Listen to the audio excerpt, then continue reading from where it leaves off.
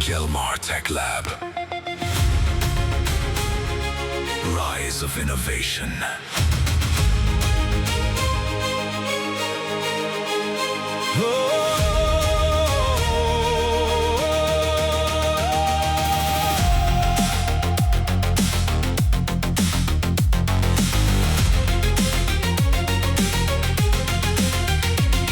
In the silence, circuits come alive.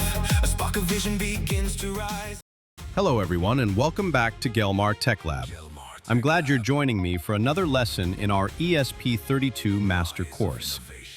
If you've already watched Episode 1, you now have a solid understanding of what the ESP32 is, its key features, and why it has become one of the most popular microcontrollers for embedded systems and Internet of Things applications. Now it's time to take the next step. In this lesson, we'll take our first step into practical ESP32 programming. Before writing any code, it's important to become familiar with the official resources provided by Espressif Systems, the company behind the ESP32 family of microcontrollers. Their official website provides product information, technical documentation, data sheets, software development tools, and everything you'll need throughout this course. To program the ESP32, we'll use the Arduino IDE, one of the most popular and beginner-friendly development environments for embedded systems. The Arduino IDE allows us to write, compile, and upload programs to our ESP32 board quickly and efficiently. In this lesson, we'll download the latest version directly from the official Arduino website. After installing the Arduino IDE, the next step is configuring support for the ESP32 development board. We'll install the ESP32 board package, select the correct development board, and verify that the IDE is ready to communicate with our hardware.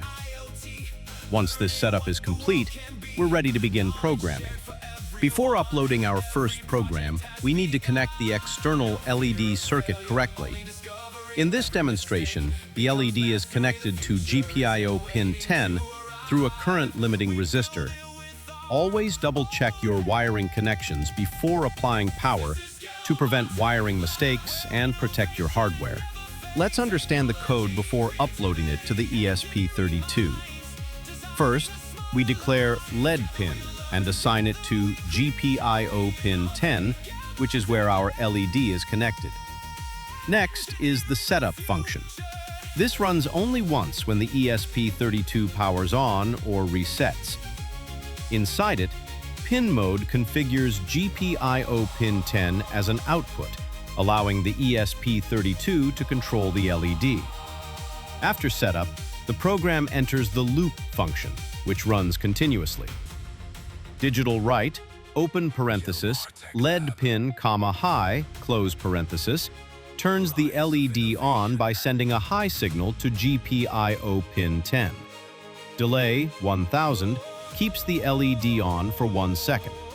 Then, digital write, LED pin low, turns the LED off.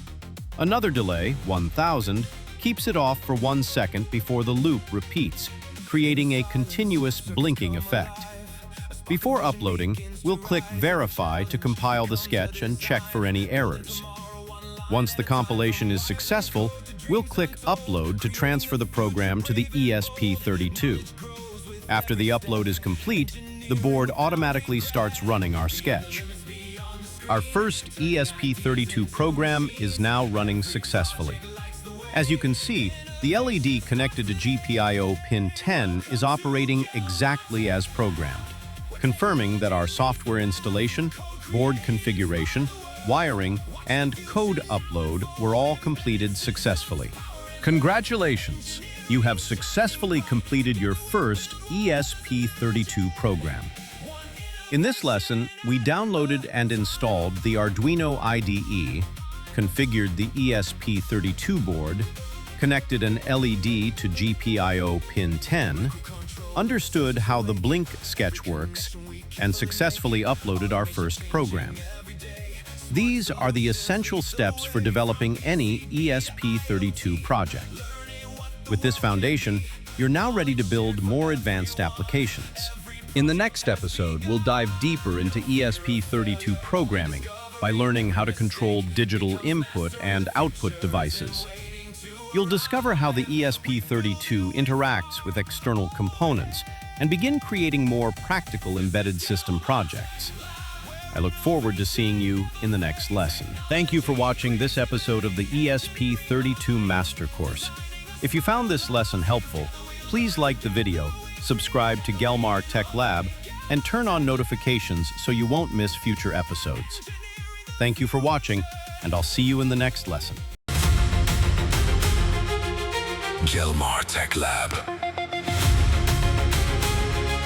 Rise of innovation.